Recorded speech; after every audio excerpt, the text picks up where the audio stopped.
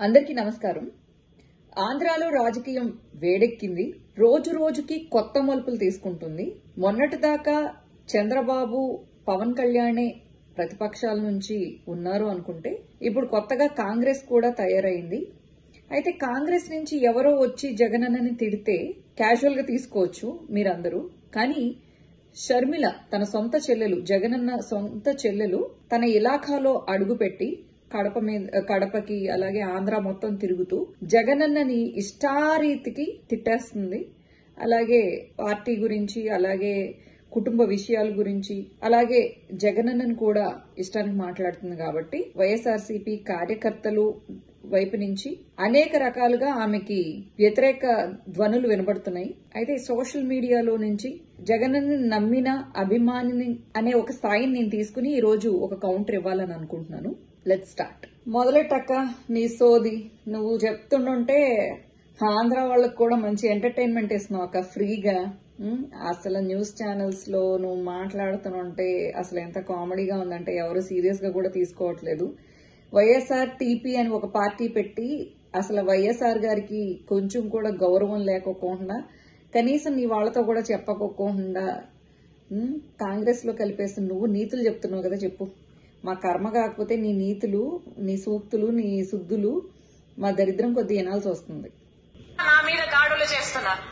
సిగ్గు ఎగ్గు లేకుండా, ఉచ్చం నీచం లేకుండా వ్యక్తిగతంగా నన్ను టార్గెట్ చేస్తున్నారు. నువ్వు మాత్రం వ్యక్తిగతంగా భారతీరెడ్డి గారు, జగన్ రెడ్డి ఇలా మాట్లాడొచ్చు. కనీసం గౌరవం లేకోకుండా పార్టీని అబద్దాలు చెప్పి జగనన్న మీద బురద చల్లొచ్చు. వ్యక్తిగతంగా మాట్లాడతావు, పార్టీ పరంగా అబద్దాలు మాట్లాడతావు, దారుణంగా మాట్లాడతావు. అలాగే ఒక మాట, కాంగ్రెస్ చనిపోయిన వైఎస్ఆర్ గారి మీద జలయజ్ఞం పేరుతో ఆయన మీద కేసు నమోదు చేసిన చరిత్ర కాంగ్రెస్ ది. ఎలా మర్చిపోయావు నువ్వు? ఆ రోజు మీ అమ్మగారు, నువ్వు, జగనన్న, భారతమ్మ ఎంత బాధపడ్డారు? జగనన్న మీద ఎన్ని కేసులు పెట్టారు? ఇదంతా అక్రమంగా చేశారు అని చెప్పేసి మీరు అనలేదా? అసలు ఒక్క మాట, నువ్వు కాంగ్రెస్ లో ఉన్నావు కదా, కాంగ్రెస్ గవర్నమెంట్ లో ఉన్నప్పుడే కదా మన రాజశేఖర రెడ్డి గారు చనిపోయింది. అసలు ఆ హెలికాప్టర్ లో రాజశేఖర రెడ్డి గారు చనిపోయే ముందు ఏం మాట్లాడారు, అసలు ఆ లోపల కాన్వర్జేషన్ ఏం జరిగింది అనేది ఇప్పటికీ ఆ మరణ రహస్యం అలాగే ఉంది.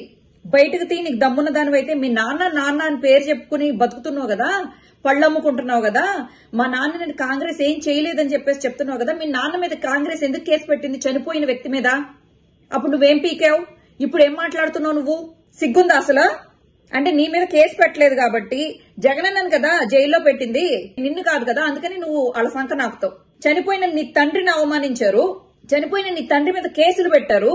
అసలు చనిపోయిన నీ తండ్రి విగ్రహాలను కూడా కాంగ్రెస్ సెంట్రల్లో ఉన్నప్పుడు, సెంట్రల్లో అధికారంలో ఉన్నప్పుడు వైఎస్ రాజశేఖర రెడ్డి గారి విగ్రహాలు తొలగిస్తుంటే చేతులు గాజులు తొడుక్కున్నావా? అప్పుడు ఎందుకు మాట్లాడలేదు మరి? అవన్నీ మీకు ఇప్పుడు గుర్తులేదా? సిగ్గు లేకోకుండా వాళ్ళ సంఖ నాకుతున్నావు తేనేసుకుని. మరి చంద్రబాబు నాయుడుకి, లోకేష్ బాబుకి 2024 లో గిఫ్ట్ ఇస్తాం, మీకు ఆల్ ది బెస్ట్. మీరు ఇండైరెక్ట్ గా మీరు ఏమని విష్ చేసావు? గెలవాలని విష్ చేసావు. బద్ద శత్రువు నాతో పెట్టుకున్నందుకు గాల్లో గెలిసిపోయాడు అని చెప్పేసి చంద్రబాబు మాట్లాడితే, రాధాకృష్ణ మాట్లాడితే ఈ రోజు నీకు వాళ్ళు సమ్మగా ఉన్నారు. అసలు మీ నాన్నగారు ఎలా చనిపోయారు? ఆ మరణ రహస్యం బయటకు దీనికి దమ్మున్న దానివైతే, నువ్వు కాంగ్రెస్ దానివైతే దమ్ము లేదు, ధైర్యం లేదు. కుటుంబాన్ని అడ్డం పెట్టుకుని ఎమోషనల్ బ్లాక్ మెయిల్ చేయడానికి, జగనన్నని, భారతమ్మని తిట్టడానికి రోడ్ల మీద బయలుదేరు సిగ్గు లేకుండా. మళ్ళీ ఆడపిల్లనని కూడా చూడకుండా. నువ్వు ఆడపిల్లవా? ఇంటికి నిప్పు పెడుతున్నావు పుట్టింటికి. ఆడపిల్లవా నువ్వు? ఆడపిల్లలు పరువు తెస్తున్నావు నువ్వు. ఆడపిల్లలంటే పుట్టింటి పరువు నిలబెడతారు. లేకుండా వ్యక్తిగతంగా నన్ను టార్గెట్ చేస్తున్నారు. ఎన్ని రకాలుగా రోజుకొక స్టోరీ చెప్తారు, రోజుకొకరిని ముందుకు తీసుకొస్తాడు, రోజుకొక జోకర్ ముందుకు వస్తాడు, ఒక కొత్త మాట చెప్తాడు. నిన్నైతే ఒకడు ఏకంగా ప్రణబ్ ముఖర్జీ పేరునే తీసుకున్నాడు. ప్రణబ్ ముఖర్జీ ఆయనకు చెప్పాడట, నా భర్త అనిల్ సోనియా గాంధీ దగ్గరికి వెళ్లాడట, ఆయనకు పదవీకాంక్ష అప్పటి నుంచే ఉందట, పదవీకాంక్ష ఉంది కాబట్టి అక్కడ సోనియా గాంధీతో నా భర్త నువ్వు జోకర్ అని పిలిచింది తిలక్ గారిని. 45 సంవత్సరాలు ఆల్మోస్ట్ ఆయన పత్రికా రంగంలో అంటే జర్నలిజం చేసి ఆయన సేవలు అందిస్తున్నారు. నీ వయసు, ఆయన ఎక్స్పీరియన్స్ అంతా కూడా లేదు. ఆయన్ని నువ్వు జోకరు, బ్రోకరు అని మాట్లాడుతున్నావు. నెక్స్ట్ నువ్వు మాట్లాడింది ఏంటంటే నీ భర్తకి రాజకీయాలకి సంబంధం లేదు అని మాట్లాడుతున్నావు. సిగ్గుందా ఈ మాట చెప్పడానికి? సిగ్గుందా అంట. బీటెక్ రవితో ఎందుకు ఫోటోలు దిగారు? ఏంటి సంబంధం? మరి నువ్వు కాంగ్రెస్ లో కండువా వేసుకుంటుంటే నీ పక్కన ఎందుకు నిలబడ్డాడు నీ మొగుడు? మరి నువ్వు కాంగ్రెస్ లో విలీనం చేసేటప్పుడు 2-3 నెలలు ఢిల్లీలో ఎందుకు చచ్చాడు మీ ఆయన? మీ నాన్నని ఇలా చంపి అవతల పడేస్తే కాంగ్రెస్ ఇంకా సిగ్గు లేకోకుండా నువ్వు మీ ఆయన ఎందుకు తిరుగుతున్నారు కాంగ్రెస్ చుట్టూ? అస్సలు నువ్వు తెలంగాణలో జోకర్ అయిపోయి మళ్ళీ ఆంధ్రాలో జోకర్ అవ్వడానికి వచ్చావు. నువ్వు పుట్టిల్లు తొక్కిల్లు అని చెప్పేసి వచ్చావు. సంక్రాంతికి వచ్చావా, 4 పప్పలు తిన్నావా? ఇగో ఈ ఎలక్షన్స్ అయిన తర్వాత మళ్ళీ సారి ఘనంగా ముడ్డి నిండా సారి పెట్టి పంపిస్తాం నీకు తెలంగాణకి. వెయిట్ చేయి. నీ ఉక్రోషపు మాటలు ఇవన్నీ ఎందుకు అది చెప్తా. మీకు క్లారిటీ వచ్చేస్తుంది కొంచెం టైంలో. నా భర్త చెప్పాడట, షర్మిలమ్మను ముఖ్యమంత్రిని చేయండి, మేము కాంగ్రెస్ పార్టీని బలోపేతం చేస్తాము, జగన్ జైల్లో పెట్టండి అని నా భర్త ఆయనకు చెప్పాడట. ఖచ్చితంగా మేమందరం నమ్ముతాం. నీకు పదవీకాంక్ష లేకపోతే ఇప్పుడు ఎందుకు వచ్చావు? సో ఇదేంటి సోషల్ సర్వీస్ చేయడానికి వచ్చావా? ఆంధ్రాలో అనాథ పిల్లలకి భోజనం పెట్టడానికి వచ్చావా? వృద్ధులకి సేవ చేసుకోవడానికి వచ్చావా? మొన్నటిదాకా ఆంధ్ర మాకు సంబంధం లేదు అని చెప్పేసి మాట్లాడావు. ఏదైనా రైతు భరోసా ఎవరికో అందలేదనో, లేకపోతే ఏదైనా అన్యాయం జరిగిందనో ఇప్పటి వరకు నువ్వు ఆంధ్ర రాజకీయం గురించి మాట్లాడలేదు. సడన్ గా లాస్ట్ మూమెంట్ లో నువ్వు ఈ వర్షన్ తీసుకున్నావు అంటే కేవలం చంద్రబాబు గురించి. ఈ స్క్రిప్ట్ అంతా రాధాకృష్ణ గారు ఇస్తే నువ్వు చదువుతున్నావు అంతే. నీ బతుక్కి నీకు కనీసం ఒక 4 ముక్కలు నీ సొంతంగా మాట్లాడలేవు నువ్వు. ఏమైనా అర్థముందా అని అడుగుతున్నా. ఇప్పుడు ప్రణబ్ ముఖర్జీ గారు లేరు చెప్పటానికి. నా భర్తకు పదవీకాంక్ష ఉందా? మాకు పదవీకాంక్ష ఉంటే మా నాన్న అప్పుడు 5 సంవత్సరాలు ముఖ్యమంత్రి. మేము ఒక్క పదవైనా తీసుకోకపోయే వాళ్ళమా? మాకు మీ నాన్న ముఖ్యమంత్రిగా ఉన్నప్పుడు మీరు సంపాదించుకోలేదు అని చెప్పేసి చెప్పండి. ఏంటి మీ ఆయన వెనకాల హిస్టరీ ఏమన్నా ఉన్నవాడా? అంత 100 కోట్లు ఉన్నాయా? అంత గూబలిసిన ఆస్తిపరుడా మీ ఆయన? భవానీ అనే ఆవిడ్ని పెళ్లి చేసుకుంటే వాళ్లకు ఒక ఆడపాప పుడితే వాళ్ళని విడదీసి అతనే కావాలని మొండి పట్టు పట్టి ఆ అమ్మాయి జీవితం నాశనం చేసి అనిల్ని పెళ్లి చేసుకున్నావు. నువ్వు చేసుకున్న తర్వాత మీ నాన్న ముఖ్యమంత్రి అయిన తర్వాత ఎంత సంపాదించారో తెలీదా? ఈ అమెరికాలో ఉన్న వ్యాపారాలు ఎవరయ్యి? ఎక్కడెక్కడ ఆస్తులున్నాయి మీకు? నీకు ఎంత మంచి అమ్మాయి అంటే నువ్వు మీ ఆయన మొదటి భార్యతో కూడా సంసారం చేస్తున్నాడంట. బంజారా హిల్స్ రోడ్ నెంబర్ 10 లో ఇల్లు పెట్టి నీతో కూడా సంసారం చేస్తాడంట. What a open mind. నువ్వు మళ్ళీ రెడ్డి అని మాట్లాడుతావు, దానికి కూడా కౌంటర్ ఇస్తా ఉండు. సిగ్గు లేకుండా రెడ్లు పరుగు తీయడానికి వచ్చి మళ్ళీ రెడ్ అంట. తీసుకోకపోయే వాళ్ళమా? మాకు పదవీకాంక్ష ఉంటే, మాకు పదవీకాంక్ష ఉంది అని నేను వైసీపీ కోసం అంత త్యాగాలు చేసి అంత నడుస్తే పోనీ అప్పుడైనా నేను ఏదైనా పదవి అడిగానా? పోనీ అప్పుడైనా నేను పదవులు అడుగుంటే నాకు పదవీకాంక్ష ఉంది అని మీరు అనొచ్చు. మేము పదవీకాంక్షలు ఉన్నోళ్ళమే అయితే అసలు మీకోసం మేము పాదయాత్ర. ఒకవేళ నీకు అంత దమ్మున్న దానివి అయితే, నీ పాదయాత్రకి అంత కెపాసిటీ ఉందనుకుంటే మరి తెలంగాణలో పాదయాత్ర చేసావు. ఎందుకు నువ్వు అసలు ఓడిపోతానన్న భయంతో నువ్వెందుకు పోటీ చేయలేదు? ఎందుకు నీకు కాంగ్రెస్ అవసరం పడింది? ఏమంతా కార్యక్రమాలు చేసిందని కాంగ్రెస్ నీకు అవసరం? ప్యాకేజీగా అమ్ముడుపోయావా? లేకపోతే భయంతో నువ్వు అమ్ముడుపోయావా వాళ్ళకి? లేకపోతే కక్ష తీర్చుకోవడం కోసమా? ఇప్పుడు నీకు కావాల్సింది పదవా, ఆస్తా? ఎందుకంటే ఆస్తి అని చెప్పేసి మాట్లాడుతున్నావు. అదే నీ బుద్ధి బయటపడుతుంది చూడు ఇప్పుడు ఈ వీడియోలో. పాదయాత్ర చేయడం ఏంటి? నా కోసం నేను పాదయాత్ర చేసుకుంటే అర్థం ఉంది కానీ మీకోసం నేను పాదయాత్ర చేసుకుంటే. ఓరి నాయనో, నువ్వు పాదయాత్ర చేస్తే గెలిచిపోయిందా వైఎస్ఆర్సీపీ? అలా అయితే నువ్వు వైఎస్ఆర్టీపీని మరి ఇక్కడ కూడా తెచ్చుకోవాల్సింది. నువ్వు వైఎస్ఆర్టీపీ పెట్టుకున్నావు కదా, కాంగ్రెస్ లో ఎందుకు గెలిచావు? నీకు అంత కెపాసిటీ, నువ్వు అంత పెద్ద తోపువి తురుమ్వి అయితే నీ పార్టీని నువ్వు నడిపించుకునేదాన్ని కదా. ఇప్పుడు మీకు ఇంకొక వీడియో కూడా చూపించాలండి. ఈమె అక్రమాలు. मोदी सरकार की गारंटी, नल से जल at every household. YS Sharmila తెలంగాణలో తన రాజకీయ జీవితం స్టార్ట్ చేసిన తర్వాత, తన అడుగులు మొదలైన తర్వాత తనని నమ్ముకొని నడిచిన వ్యక్తులు అనేక ఉన్నారు. ఈరోజు వాళ్ళంతా లోటస్ పాండ్ దగ్గరకు వచ్చి తమ ఆవేదనని వ్యక్తం చేస్తూ ఉన్నారు. చాలా ఎమోషనల్ గా కనిపిస్తూ ఉన్నారు. So emotional.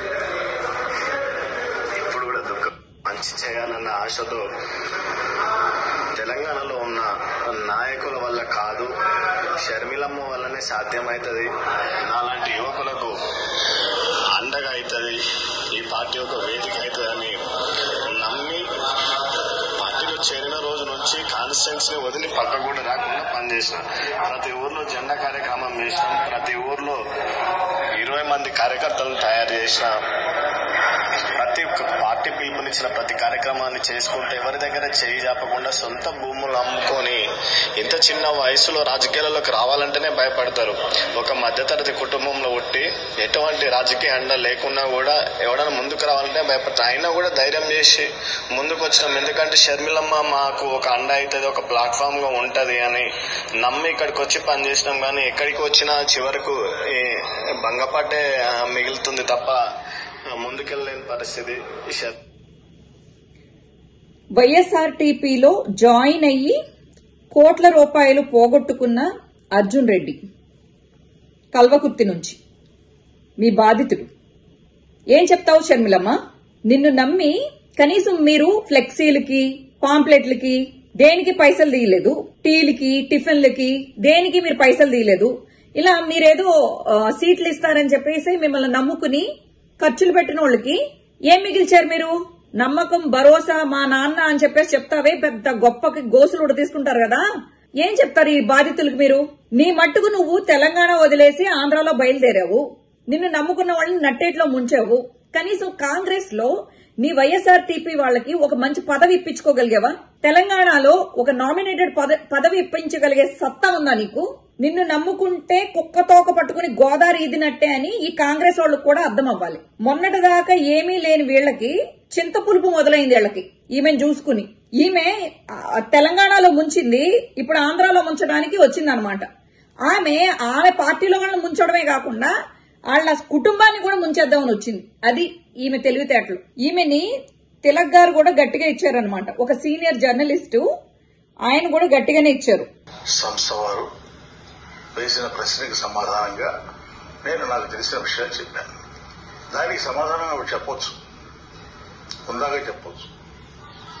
అలా కాకుండా జోకర్లు అనే పదం వాడటం ఆవిడ స్వభావాన్ని, ఆవిడ దిగజారుడుతనాన్ని మాత్రమే తెలియజేస్తుంది. తెలంగాణలో అది జర్నలిస్టులు నీకిచ్చే సమాధానం. నీకు జర్నలిస్టులతో మాట్లాడేటప్పుడు, వైఎస్ఆర్టీపీలో నువ్వు మాట్లాడేటప్పుడు నీ యారగెంట్, నీ యాటిట్యూడ్ నేను గమనించాను. ఎంత పొగరగా మాట్లాడతావు అంటే జర్నలిస్టులతో. నువ్వెంత 100 కోట్లు ఉంటే ఎవరికేంటి? నువ్వు ప్రజల దగ్గరకు వచ్చి ప్రజల ఓటు అడుక్కోవడానికి వచ్చిన దానివి నువ్వు. నీకు అంతుంటే ఇంట్లో కూర్చుని తిను. జర్నలిస్టుల మీద, ప్రజల మీద నీ విసుగు చూపిస్తే కుదరదు. అడుక్కోవడానికి వచ్చిన దానివి అడుక్కోవడానికి వచ్చిన దానిలాగే ఉండాలి. అర్థమైందా?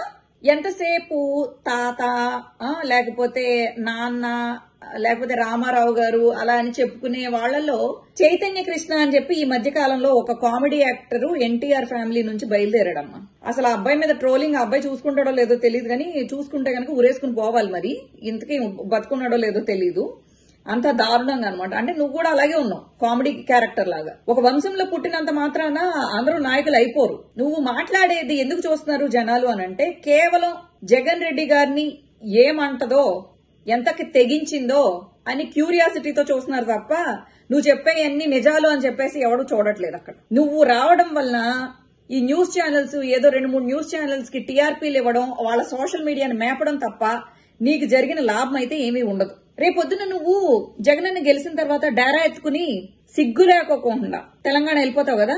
మొత్తం ఎవరు ఆమె పేరేం పేరు, సునీతనా, ఆమెను తీసుకొస్తుంది. అసలు చంపించింది మీరిద్దరే అని చెప్పేసి ఆల్రెడీ కథనాలు స్టార్ట్ అయ్యాయి. ఆ చంపడం వెనకాల సునీత హస్తం, షర్మిల హస్తం. అసలు షర్మిల కూడా అవినాష్ రెడ్డి గారిని అరెస్ట్ చేపించాలని చెప్పి ఎన్ని రకాలుగా కాంగ్రెస్ వాళ్ళకి అలాగే బీజేపీ వాళ్ళకి ఒత్తిళ్లు తీసుకొస్తుందో, ఇన్క్లూడింగ్ మెసేజెస్ తో, ఆధారాలతో సహా ఉన్నాయి. ఈమెకి ఎందుకు జగనన్న అంటే కసి అంటే, భారతమ్మ గారు వాళ్ళ ఆయనకి అండదండగా ఉండటం, అలాగే భారతమ్మ గారి కుటుంబ సభ్యులు జగనన్న మీద ఈగ వాలకుండా కేరింగ్ గా ఆయన పనులన్నీ చక్కబెట్టడం ఈవిడికి కళ్ళు కుడుతున్నాయన్నమాట. భార్యకి హక్కుంటది, ఇంక ఈ జీవితాంతం చెల్లిని మిగతా వాళ్ళకి హక్కులు భార్యకున్నంత ఉండదు. అది నువ్వు యాక్సెప్ట్ చేయాల్సిందే. నువ్వు నీ భర్తనేమన్నా అంటే నువ్వు అల్లల్లాడిపోతున్నావు. మరి భారతమ్మ గారికి ఉండదా భర్త అంటే అంతా అలా? నా భర్త అని గుండెలు బాదుకుంటున్నావే, మరి అదే కదా భారతమ్మ గారికి కూడా ఉంటది, నా భర్త అని. ఆమె అలా చూసుకోవడంలో తప్పే ఉంది. నీకెందుకు ఇంత కుళ్ళు? నువ్వు చేసుకున్నది శాస్త్రిని. సో నువ్వు పుట్టుకతో రెడ్డివైనా పెళ్ళయింది కాబట్టి నువ్వు శాస్త్రివి. ఒక పిల్లోడిని అన్నావు, ఆయనకి ఏదో రెడ్ల పేరు వచ్చేలాగా పెట్టుకున్నారు, కానీ ఆ పిల్లోడు ప్యూర్ రెడ్డి కాదు, ఒక సంకర జాతి. ఏం చెప్పాలో దానికి నాకు క్లియర్ గా తెలీదు. హార్ష్ గా ఉండొచ్చు ఆ వర్డ్ చెప్పడం, కాకపోతే నిజానికి అదే మాట వాడాల్సి వస్తుంది తెలుగులో. మళ్ళీ మీరు కోడలు తెచ్చుకునేది కమ్మ. ఈ రెడ్డి శాస్త్రి ఈ పిల్లోడికి మళ్ళీ కమ్మ, ఈ మూడు కలిపితే ఇంకొక సంకర జాతి పిల్లో పుడుతుంది. వీళ్ళు రెడ్ల కిందకి ఎలా వస్తారు నాకు తెలీదు. ప్రజలు దానికి సమాధానం చెప్పాలి. నేను షర్మిల రెడ్డి, ఎవరేం పీక్కుంటారో పీక్కోండి అని అంటాను. అసలు జగనన్న గనక ఒకవేళ ఒక కనుసైగ చేస్తే నువ్వు గాని లేకపోతే నీ కో బ్యాచ్ గాని ఎవరు ఆంధ్ర రోడ్ల మీద తిరిగేంత సాహసం కూడా చేయలేరన్నమాట. అది గుర్తుపెట్టుకుంటే మంచిది. నువ్వు 1000 మాట్లాడుతున్నావు, కానీ జగనన్న ఒక్కటి కూడా మాట్లాడట్లేదు.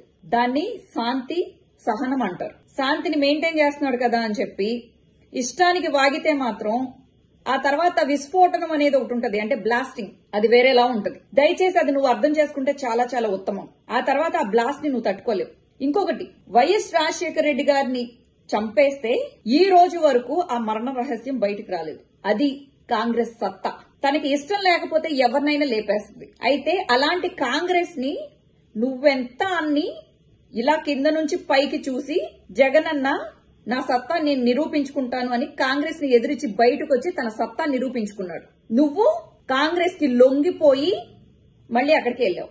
అయితే ఈ కథంతా ఎందుకు చెప్తున్నానంటే, రేపొద్దున్న రాజశేఖర రెడ్డి గారు సీఎం స్థాయిలో ఉన్న వ్యక్తిని లేపేసిన వాళ్ళు నువ్వు ఆఫ్టర్ ఆల్ వాళ్ళకి ఎనీ నిమిషం నిన్ను లేపి పరేసి ఆ సునీతని ఇద్దరిని లేపేసి అదేదో ఆ హత్యలు కూడా జగనన్న మీద నెట్టుతారు. ఎందుకంటే ఇంత కక్ష నడుస్తుంది కాబట్టి జగనన్నే లేపేశాడు అని చెప్పేసి ఒక నింద కూడా వేయడానికి ఏమాత్రం ఆలోచించదు కాంగ్రెస్.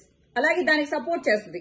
వివేకానంద రెడ్డికి హత్యకి ఎలా అయితే కోఆపరేట్ చేసిందో టీడీపీ, ఇప్పుడు కాంగ్రెస్ గనక ఒకవేళ వీళ్ళిద్దరిని లేపేస్తే ఇదేంటి జనసేన, టీడీపీ, వీళ్ళందరూ TV5, ఆంధ్రజ్యోతి అందరూ మొదలెడతారు జగనన్న మీదే వీళ్ళు చంపేశారు అని నమ్మించే ప్రయత్నం కూడా చేస్తారు ఈ ఎలక్షన్స్ లో చంద్రబాబు నెగ్గించడానికి. లేదా చంద్రబాబు బ్యాచ్ లేపేసినా కూడా ఆశ్చర్యపోక్కర్లేదు. నీ సెక్యూరిటీ 0.5 ఛానల్లో వాడు వీడు చెప్పడం కాదు, మేమే చెప్తున్నాం. నీ సెక్యూరిటీ నువ్వు పెంచుకో. ఎందుకంటే అందరినీ రెచ్చగొడుతున్నావు నువ్వు. అండ్ జగనన్న అయితే ఖచ్చితంగా చెత్త మనస్తత్వం అయితే మా జగనన్నకి లేదు. కానీ నువ్వు ఎవరైతే తోడు దొంగల్ని, తోడేళ్లని, గుంట నక్కల్ని నమ్మావో వాళ్ళందరూ నిన్ను పీక్కు తినడానికి, నీ మీద వచ్చే డబ్బులు తినడానికి, నిన్ను అడ్డం పెట్టుకుని గెలవడానికి వాళ్ళు వెయిట్ చేస్తున్నారు. ఈ నిజాన్ని నువ్వు గనక గ్రహిస్తే బాగుపడతావు. రేపొద్దున్న కూర్చున్న చెట్టుని నరుక్కుంటే నీకు నష్టం. నీ మొగుడే ఉంది, మొదటి పళ్ళంతో మళ్ళీ వెళ్ళిపోయి కాపురం చేసుకుంటాడు. ఆల్రెడీ కాపురం చేస్తున్నాడు. వాళ్ళ పుట్టిన పిల్లకి హ్యాపీగా అన్ని ఆస్తులన్నీ జాగ్రత్త పడుతున్నాడు. అది నీకు కూడా తెలిసిన విషయమే. Be careful Sharmila, you are in risk.